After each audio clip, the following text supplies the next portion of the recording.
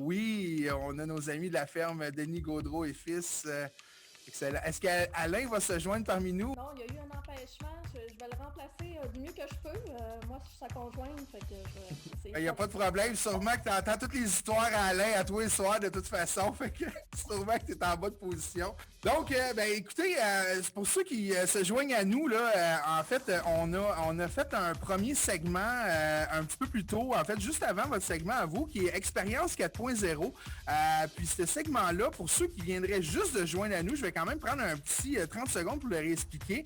L'objectif aujourd'hui, c'est vraiment de discuter là, à bâton rompu, comme le disent si bien les amateurs de sport, là, de dire, regarde, on se dit les vraies affaires, on se pose les vraies questions, parce que souvent, on a souvent tendance à compter les beaux côtés d'un projet, ainsi de suite. C'est sûr qu'on veut les entendre parce qu'évidemment, plus de bons côtés que de mauvais, sinon les projets n'arriveraient pas à bon port, comme on dit. Mais tu sais, il y a tout le temps des petits enjeux, par où ça a commencé, qu'est-ce que ça a parti, tout ça, tu sais. On veut juste pas montrer juste le côté facile des choses. Puis on veut aussi savoir pourquoi vous avez démarré des projets comme ça. Qu'est-ce qui a fait que vous avez décidé de plonger, ainsi de suite. Donc, c'est vraiment ça l'objectif aujourd'hui. Fait que j'aimerais ça. Enchanté. Est-ce que tu peux te présenter? Oui, moi, je m'appelle Corinne Tremblay. Puis, c'est ça, je suis avec Alain depuis 12 ans. Puis, je suis avec lui depuis son début de l'aventure à la ferme. Fait que je commence à en connaître un rayon aussi. Je m'excuse du tutoiement d'entrée de jeu. J'ai eu juste un mauvais réflexe. Est-ce qu'on peut se voyer même si on n'a pas élevé les cochons ensemble, comme disait mon père? On peut se tutoyer, oui. Ouais, c'est ça. Est-ce qu'on peut se tutoyer? Désolé. Ma journée a commencé de bonne heure. C'est rare que tu demandes la permission à quelqu'un pour le vous voyez.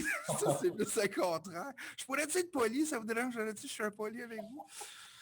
Fait que j'aimerais ça, Corinne, que vous me parliez au départ, en fait, présentez-nous un peu votre entreprise, premièrement, puis après ça, vous me parlerez de votre projet que vous avez mis en place au niveau de la palettisation. Et, c'est une entreprise production de pommes de terre et emballage aussi de pommes de terre.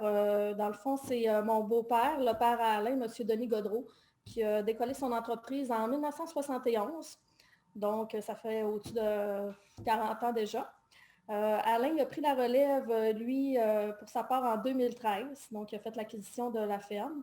Depuis ce temps-là, je suis pas mal partenaire avec lui aussi dans son travail, puis en affaires.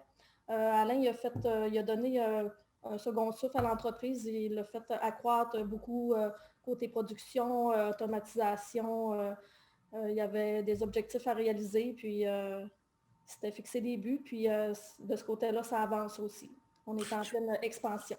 Puis je pense que Corinne, tu me corriges si je me trompe, mais on avait parlé avec Alain la semaine passée quand on a préparé ce segment-là. Puis Alain disait déjà que son père, Denis, c'est déjà un visionnaire, un avant-gardiste qui avait déjà très tôt commencé à automatiser certains processus à la ferme. Est-ce que c'est vrai? Oui, c'est vrai, sa ligne d'emballage était déjà commencé à être automatisée parce que, tu sais, effectivement, à emballer à la main, on ne va pas loin. Fait que assez hâtivement, on n'a pas le choix de s'automatiser dans ce module-là. Fait que oui, tout ça, ça a commencé avec lui, effectivement. Mm. Puis tu sais, en bout de ligne, là, comme le projet qui nous concerne, en fait, ça a commencé comment? Par quel besoin, en fait, chez vous? Qu'est-ce qui a fait, ça a fait le déclic à un moment donné, de dire, ben là, je pense qu'il faudrait mettre en place un système de palettisation avec la robotique, tout ça. Comment ça a commencé, le projet?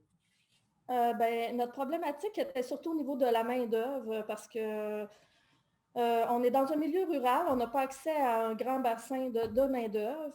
Les employés, ils se font rares pour les employés compétents pour faire cette job-là sont quand même. Ils se font rares parce que c'est une job qui est physique, qui est exigeante pour les employés. Puis en étant plus loin du bassin de population, on avait de la misère à recruter. Puis c'est quelque chose que les gens ne font pas très longtemps habituellement. Fait que le roulement d'employés était là aussi beaucoup. Fait qu'on avait toujours cette problématique-là. L'absentéisme des employés aussi, quand ça ne rentre pas, ben là, Alain était obligé de prendre le relève, soit faire le travail ou soit annuler les commandes. Donc, c'était rendu une grosse problématique. Là, on était rendu là, à OK. régler ce Puis, problème-là. Puis j'aimerais ça savoir, tu sais, un coup on a décelé un enjeu, tu sais, ça part toujours d'un enjeu, comme tu l'as si bien dit, Corinne, tu sais, souvent on le sait que c'est relié à la pénurie de main-d'œuvre, là, on le sait que c'est pas facile, puis même, surtout en temps de pandémie, des fois on peut avoir de la main-d'œuvre qui tombe carrément malade ou, tu sais, c'est pas nécessairement évident de manœuvrer en entreprise ces temps-ci. Mais quand a venu le temps là, de sélectionner, mettons, un projet, vous aviez dit, OK, là, ça, je pense qu'il faudrait avoir un système de palettisation, tout ça. Comment c'est passé au niveau de la sélection de vos fournisseurs? Puis ça, là, j'ai introduit un peu Laurent en même temps aussi, parce que l'équipe à Laurent chez Premier Tech, je pense que vous avez rencontré Alain, probablement Corinne aussi, si elle travaille Exact. avec Alain au quotidien. Mais comment ça s'est passé? J'aimerais ça du côté de Corinne en premier, puis après ça, Laurent, peut-être tu pourrais surenchérir. Puis je t'ouvre la porte aussi, Laurent, n'hésite pas à revenir, comme peut-être assister à l'autre segment tantôt. Là. C'est vraiment une discussion ouverte là, avec toi, avec Corinne, avec moi. On va prendre des questions un petit peu plus tard du public. Fait qu'hésite pas à intervenir, poser des questions, challenger Corinne aussi. Tu sais, on est là pour s'échanger. Fait que n'hésite pas non plus. Donc, Génial. Corinne, j'aimerais que tu me répondes à cette question-là, s'il te plaît. Oui, ben en fait, il y avait une ferme avoisinante à proximité de chez nous qui faisait déjà affaire avec Premier Tech. Il y avait eux autres aussi un projet de robotisation qui n'était pas le même que nous. Mais finalement, c'est pas mal eux qui ont fait le pont entre nous et Premier Tech. Donc, suite à ça, ça nous les a fait connaître. On a fait nos recherches aussi, à savoir, il y avait une très bonne réputation. Il y avait déjà beaucoup de projets de mis en place. Puis, tout ça, fait que... Puis, qu'est-ce qui nous a fait pencher aussi, c'était que c'était un produit complètement 100% québécois. Donc, plutôt que d'aller chercher un robot qui provient d'outre-mer, on encourageait localement. Fait que c'est ça qui nous a fait aussi pencher vers Premier Tech. Puis comment ça s'est passé, Laurent, la première fois que vous avez rencontré Alain et Corinne, de dire, OK, ils sont arrivés avec leur idée, des fois, tu sais, ils savent pas trop, puis bon, ils ont eu quelques idées à gauche à droite. Comment ça s'est passé, cette rencontre-là, Laurent? Ben, le besoin a débuté par la demande via un de nos vendeurs. Et puis, en discutant de l'application, ce qu'il faut comprendre, c'est que chez Premier Tech, nous sommes des spécialistes en emballage euh, de, de type flexible, de sac ou rigide, de boîte. Mais des sacs de pommes de terre, c'était quelque chose de complètement nouveau pour nous. Ça représentait un certain défi avec un produit irrégulier, pas toujours les mêmes bosses aux mêmes places dans le sac. Donc, on a une zone chez nous dédiée aux tests expérimentaux. Donc, on n'a ni plus ni moins on a été à l'épicerie, s'acheter des sacs de pommes de terre, faire des premiers tests, voir quel outil serait le meilleur pour manipuler ces sacs-là sans les endommager et atteindre des taux intéressants et une fiabilité de machine intéressante. Donc, suite aux premiers tests expérimentaux, a eu la visite des lieux de M. Godreau et on a pu procéder à l'explication de nos tests expérimentaux. C'est quoi les enjeux qu'on avait rencontrés, c'est quoi les vitesses qu'on était en mesure de signer, de discuter, de voir si ça rencontrait le besoin, si tu assez vite, pas assez vite, faut-tu essayer d'utiliser d'autres technologies pour rencontrer le besoin. Donc, tout a passé par une définition du besoin à atteindre, ensuite des tests, présentation des tests, acceptation des tests, et on a pu aller de l'avant vers un projet sur papier pour une commande de machine ensuite chez nous. Fait que, tu sais, juste pour rassurer les gens, peut-être qu'ils sont moins familiers avec ça, justement, Laurent, tu viens de le dire, on a fait des croquis sur papier. Tu sais, comme on dit souvent, tant qu'on est sur papier, ça ne coûte pas grand-chose, dans le sens que c'est là que après, c'est pas le temps de changer d'idée, dans le sens qu'il faut vraiment regarder tous les tenants et aboutissants d'un projet en tant que tel. Fait que, dans le fond, vous, cette période-là, là, du moment où un client vient vous voir, mettons comme Alain, il vient vous voir, il dit, OK, ça me prendrait un système de palettisation, puis du moment où OK, ben, on est pas mal sûr là, de notre affaire, on place la commande, tout ça, on établit le budget. Il se passe combien de temps environ, Laurent? La réponse va être vague parce que tout dépendamment du niveau de complexité du projet, il peut s'écouler des semaines, voire des mois. Okay. Est-ce qu'on a plusieurs bancs de tests? Est-ce qu'on a plusieurs phases à atteindre pour atteindre quelque chose sur papier qui fait du sens ensuite. Donc, tout part du besoin de l'application qu'on veut en faire et qu'est-ce qu'on veut faire à notre robot pour valider qu'on a le bon produit pour le bon besoin. Donc, détermination de l'application qui peut prendre des semaines, voire quelques mois, tout dépendamment de la complexité. Ça, j'imagine que vous essayez de déterminer déjà en amont, dans la mise en place du projet, les certains éléments de risque qu'il y a dans le projet. Juste question, il y a Oui. toujours... C'est autant une question de gestion de risque, Laurent, est-ce que je me trompe? Absolument, c'est comme construire une maison, il y a divers enjeux, il y a divers risques, donc un projet d'envergure comme celui-là comporte divers risques à contrôler et c'est pour ça qu'on se donne des mesures pour gérer ce risque aussi. OK.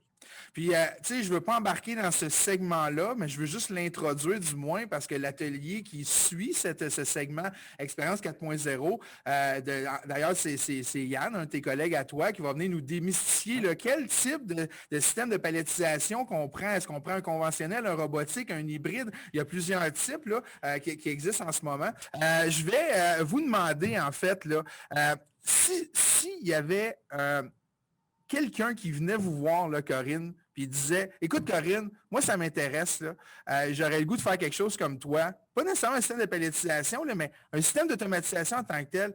Ce serait quoi, mettons, que Denis, pas Denis, en fait, Denis, c'était le père à Alain, mais ce serait quoi qu'Alain conseillerait, du mieux de ta connaissance, à quelqu'un qui aurait le goût de faire un projet d'automatisation, en fait? Ça serait quoi son meilleur conseil qu'il pourrait y laisser?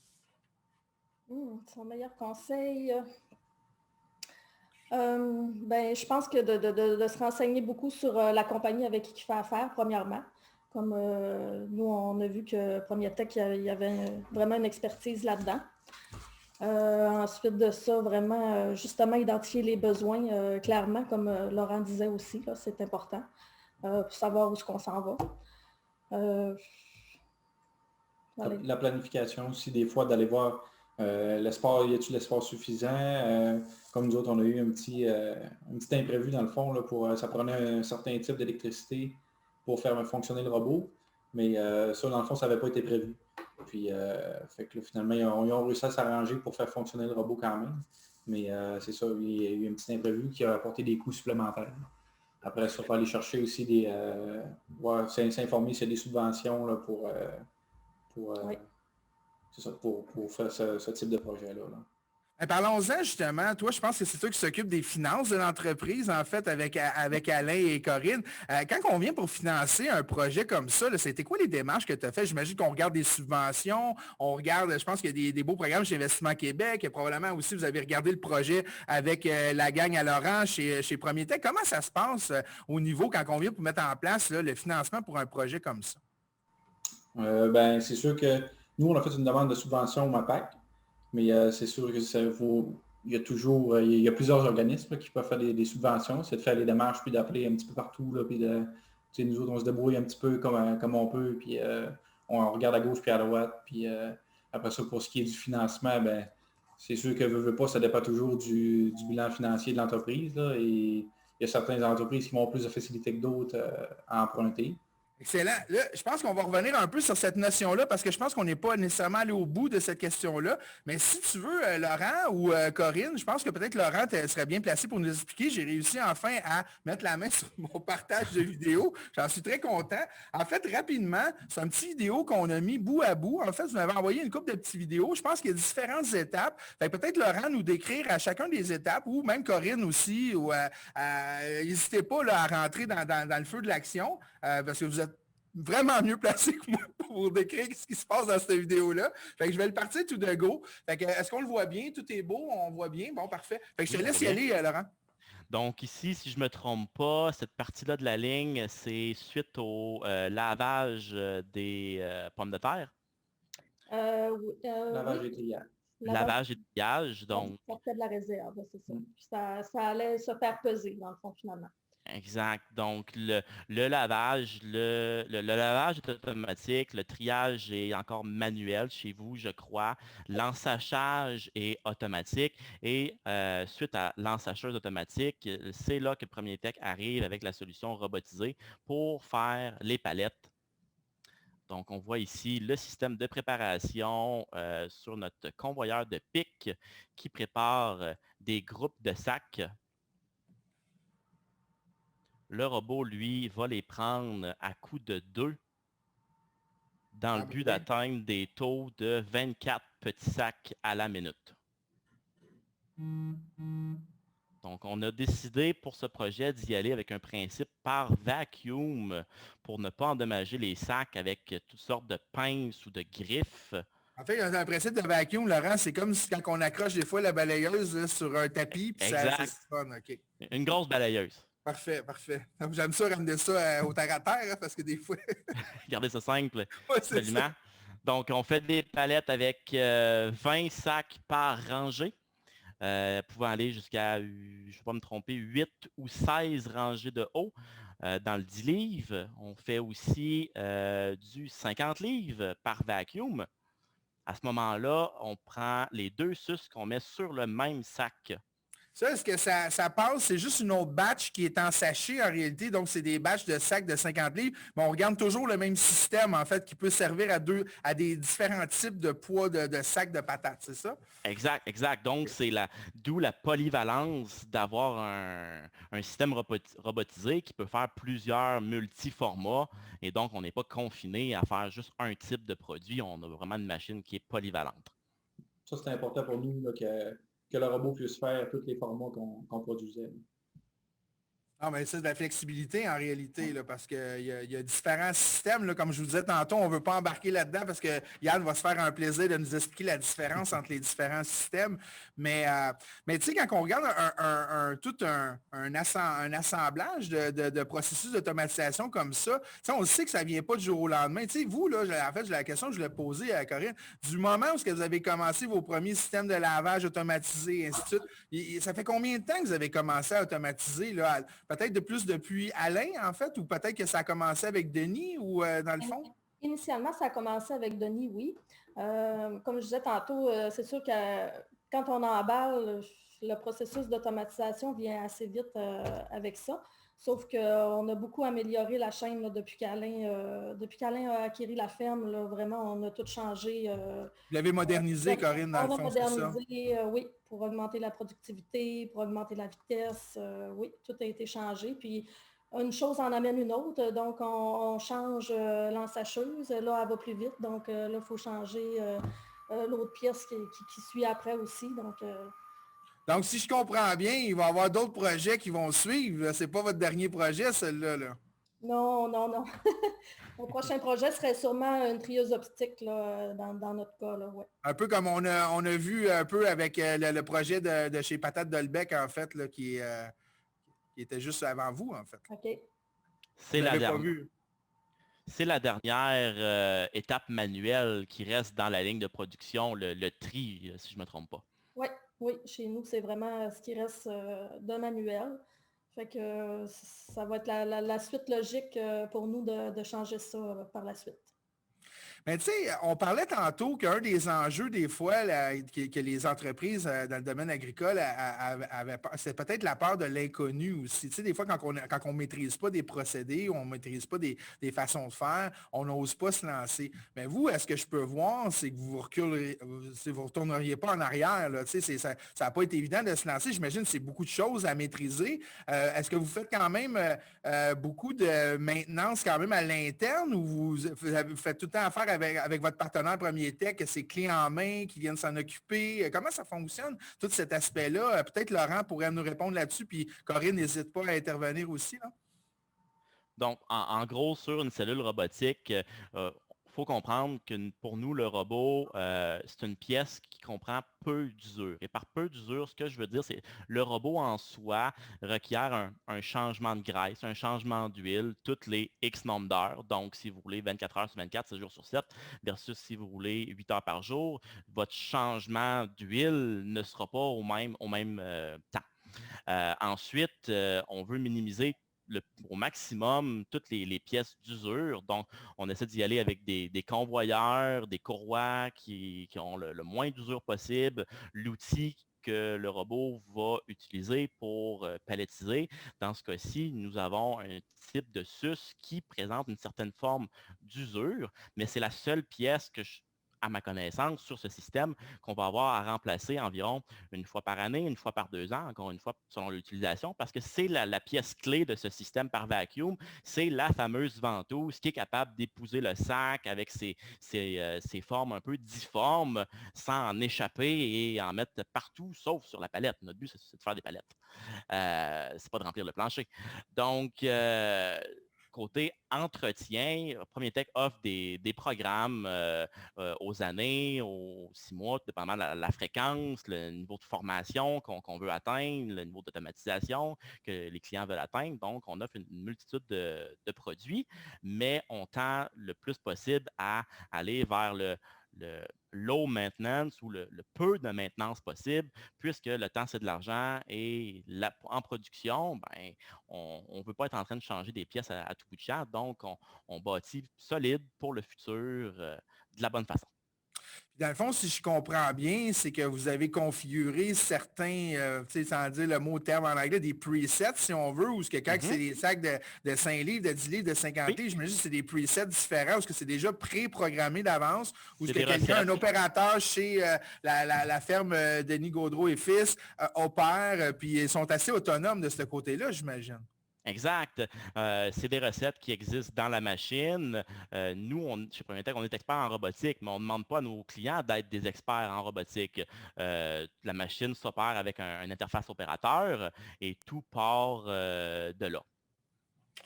Excellent. Puis vous autres, c'est quoi la learning curve chez vous, Corinne? Je vais te laisser répondre en premier, mais après ça, j'aimerais ça que tu me parles, c'est quoi la learning curve? Y a-t-il eu de la résistance avec les employés? Ça a-t-il été plaisant? Comment ça s'est passé quand vous avez implanté cette technologie robotique-là dans votre entreprise? Bien, ça a super bien été parce que les employés étaient vraiment contents là, d'apprendre à opérer ce robot-là. Puis en fait, c'est pas... Laurent, Premier Tech, sont venus nous installer. On a eu une belle formation. Donc, ça va super bien là, pour l'opérer. Il n'y a pas de problème. Puis tout le monde est content. C'est vraiment facile. Là. Tout est là pour nous faciliter la vie. Là. Fait qu'il y a-t-il eu de la résistance au changement dans votre entreprise quand vous avez commencé à automatiser comme ça, disant on va perdre nos jobs, on l'entend souvent, ça là, les machines vont voler nos jobs, à ça qu'on sait qu'il y a une pénurie de main-d'œuvre. Déjà, c'est déjà dur d'avoir des employés. Des fois, c'est pas tant le nombre de monde travaillé, souvent c'est du bon monde aussi. C'est ça qui est le plus dur à trouver. Parce que du monde, il y en a tout le temps, là, c'est pas ça l'idée. Là. Ben non, en fait, on n'a fait aucune coupure. Oui, ça prend un employé de moins, faire fonctionner tout ça, l'empilage. Avant, ça prenait 2 personnes, mais cet employé-là a été relocalisé ailleurs, puis il peut faire d'autres choses. Puis, dans le fond, tout le monde est bien content de ne plus avoir travaillé aussi physiquement qu'avant. Je pense que tout le monde est très content de ça. Là, fait qu'on met les compétences à profit ailleurs. Là. Fait que ça a développé d'autres types de postes qui n'existaient pas avant dans votre ferme. Dans le fond, des postes à plus forte valeur ajoutée. On s'entend parce que des fois, il y a des opérations que les employés font que c'est pas tout ce qui est le plus fun en tant qu'être humain à faire pendant 8 heures de temps. Là, on s'entend. Là. J'imagine que ça a dû être le cas aussi d'amener des postes à plus forte valeur ajoutée. Oui, exactement. On a développé une expertise plus forte ailleurs, que ce soit du côté de la mécanique, opérer le robot, plus de la manutention. Fait que on est allé chercher, on est allé expertiser nos employés plus dans ces domaines-là.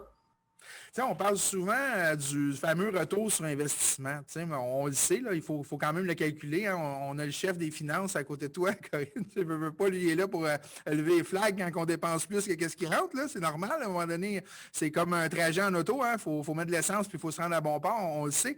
Mais en même temps, souvent, je trouve qu'on escamote sur le gain en productivité que ça peut nous apporter. On a tendance peut-être à le calculer, de dire, OK, il y avait tant d'employés qui faisaient cette opération-là, donc ça va coûter de temps, ça remplace, on va le payer ce temps d'année. Mais je pense que le retour sur investissement doit se calculer plus que sur un retour dollar monétaire, mais sur le fait de vous rendre plus compétitif en ce moment par rapport à une entreprise qui ne le fait pas. J'aimerais ça que tu m'en parles là-dessus, toi, des bienfaits que tu peux voir, qu'est-ce que ça apporte à l'entreprise, là, outre le dollar monétaire, en bout de ligne, le fameux retour sur investissement. Oui, outre l'investissement, en fait, on a augmenté notre niveau de production, le nombre de sacs qu'on fait par jour. Fait que ça va un peu dans ce sens-là, mais... As-tu une idée du nombre de pourcentage, vrai, Corinne, que vous avez augmenté 25-30% de plus de production? Avant, on pouvait faire 4000 sacs par jour. Là, on en fait 11 200. Donc, Et siffleux. Fait que c'est 3 fois, là, pratiquement 3 fois. Là, vous avez triplé votre production. Oui, ouais, 4000 sacs, ça, c'était vraiment avant. Là, mais directement avant le robot, on a facilement doublé.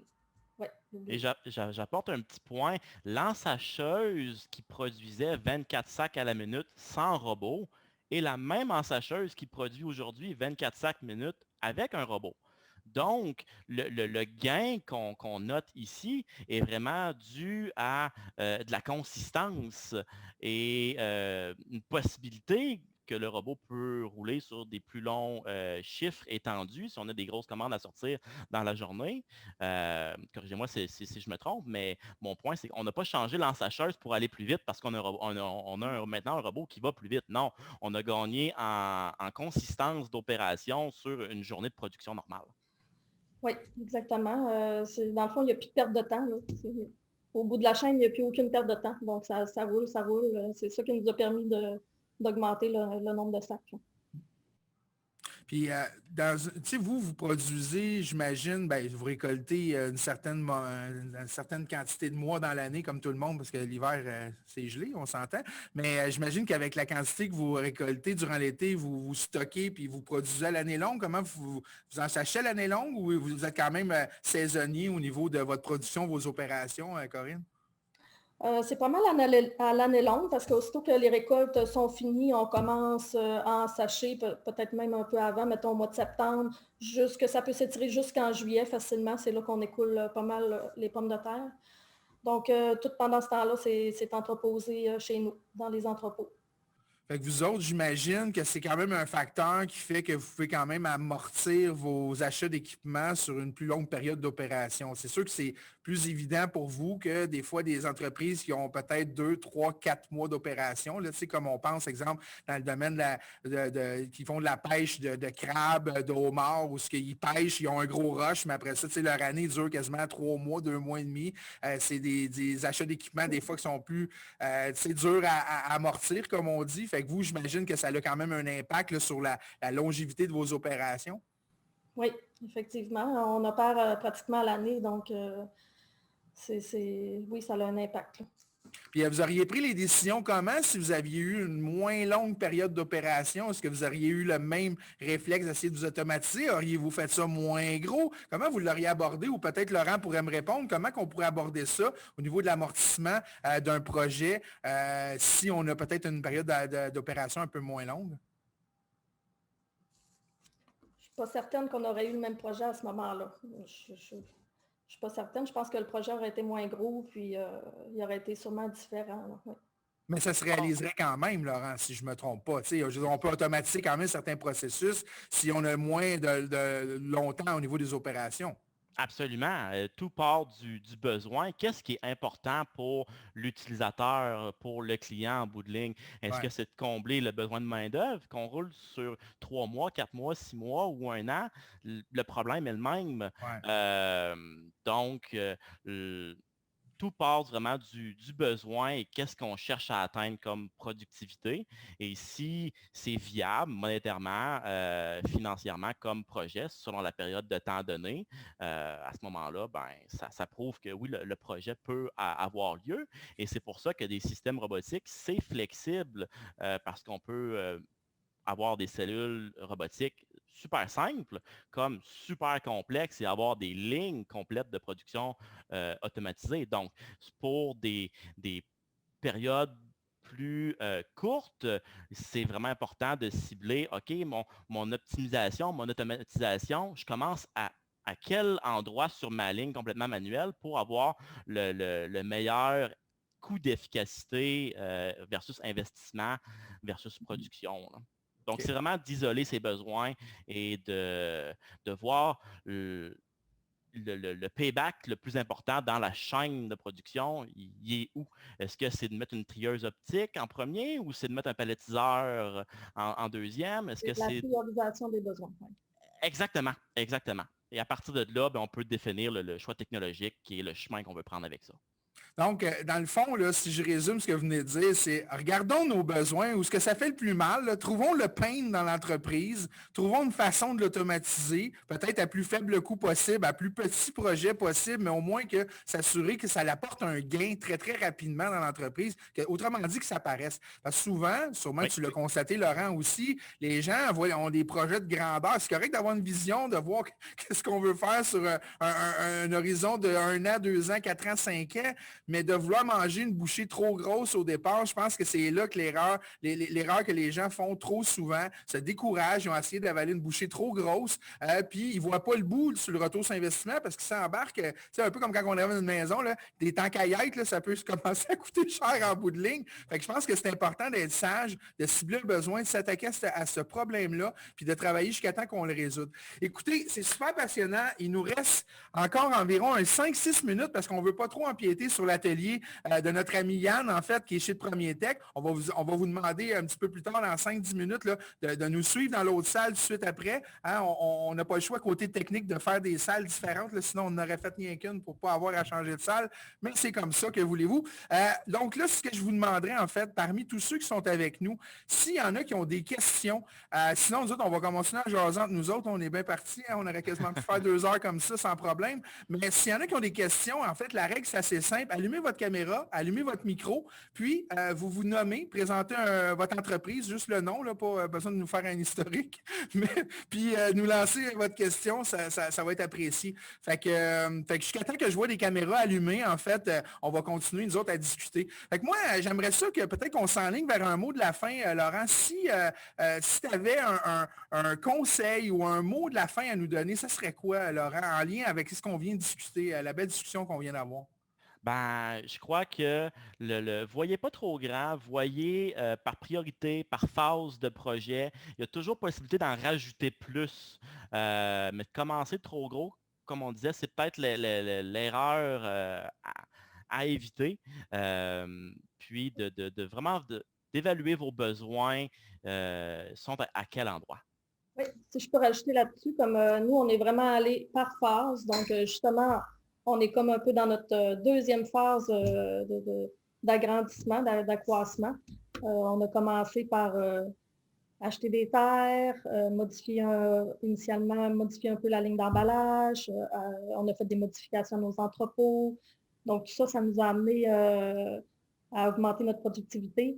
Là, on est rentré dans la deuxième phase avec Premier Tech, avec ce robot-là.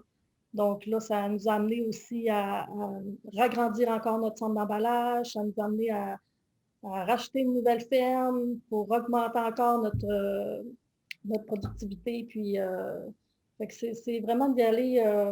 Il faut se fixer des objectifs. Quand on est là, on passe à un autre niveau.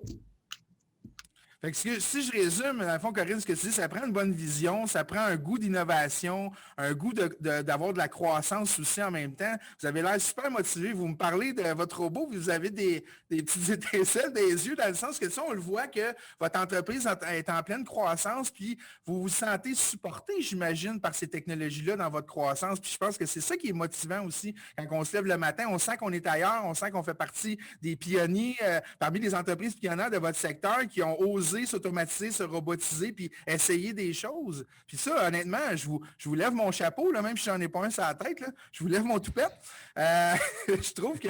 Non, mais je trouve qu'on prend ça trop souvent pour acquis, puis vous êtes vraiment inspirant d'avoir osé faire des projets. Puis aujourd'hui, c'était notre objectif aussi en même temps d'en inspirer d'autres qui nous écoutent. Puis on sait que ce pas toutes les entreprises en agriculture qui sont de la même taille, qui ont les mêmes budgets, qui ont les mêmes conditions. On en est très, très conscient. Mais en même temps, moi, ce que je veux apporter comme point, c'est parlons-nous, échangeons-nous ensemble, discutons. Ayez pas peur de contacter des fois d'autres entreprises, posez-leur des questions, parce que je pense que plus qu'on en apprend, plus qu'on ose changer. Puis je pense que c'est ce mouvement-là, on en a parlé dans l'autre segment juste avant, il faut rester en mouvement, il faut sortir de nos pantoufles en béton, puis il faut oser faire des projets. Commencez par un petit projet, puis ça va en enclencher un autre. Vous allez prendre goût à ça. C'est ça, des fois, je pense, qui donne un nouveau relais à notre entreprise, puis de se mettre les mains à la pâte, puis de dire, regarde, puis en tout cas, je trouve ça super motivant. C'est un peu comme quand on rénove notre maison, là, ça nous amène du nœud, puis tout ça. Fait que je pense que, je ne sais pas si je me trompe, en même temps, corrige-moi si je me trompe, Corinne, mais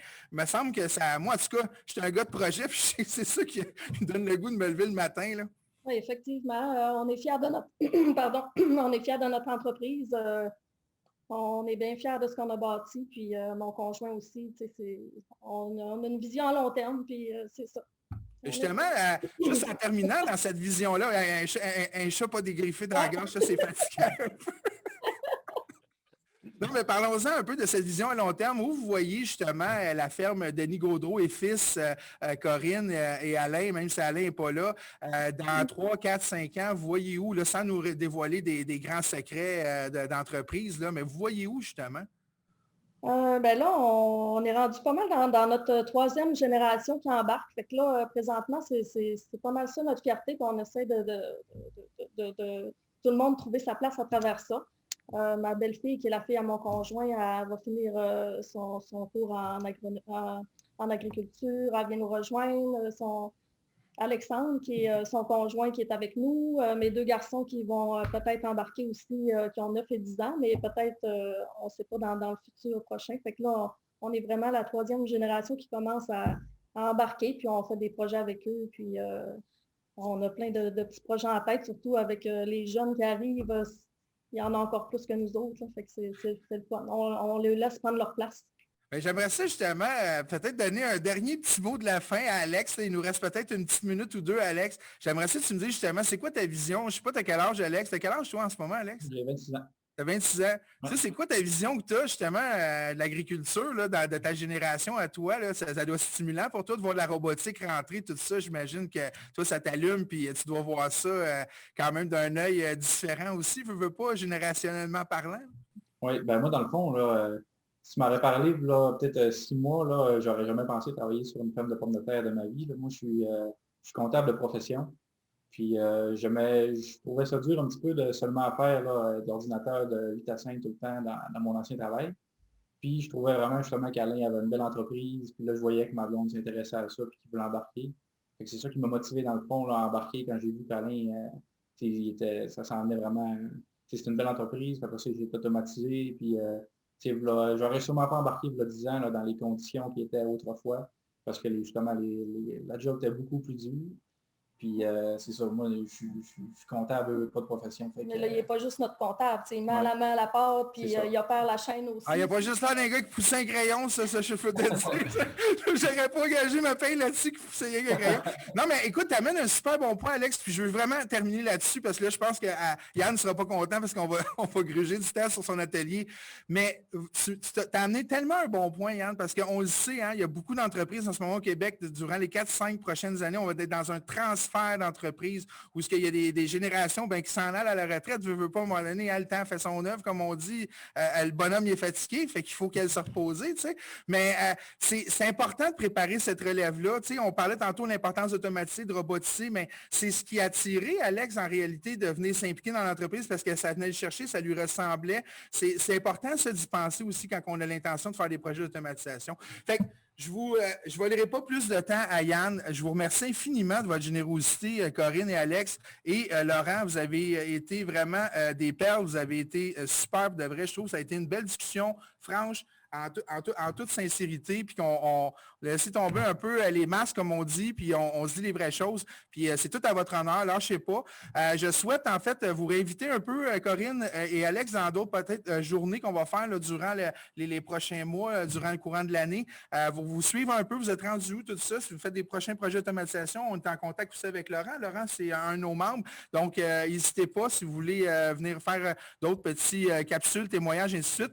en temps de pandémie, quand elle va lâcher, on va peut-être se déplacer aussi, peut-être aller faire un petit tournage chez vous, un petit quelque chose. Fait que, regarde, restez pas loin. On a bien aimé vous accueillir dans notre belle usine bleue dédiée à l'agriculture automatisée. Donc, là, j'invite tout le monde à venir dans l'autre salle, en fait, puis vous pouvez venir, Corinne et Alex, si vous avez un peu de temps, vous n'avez pas trop de patates à ensacher. On aimerait bien vous avoir avec nous dans l'autre salle. Donc, on va se déplacer, en fait, c'est l'atelier pratique. Comment choisir, en fait, son système de palettisation conventionnel ou robotique. Donc, on se retrouve dans l'autre salle tout de go. Donc, bye bye. Super, merci. Bye. Bye bye. Bye.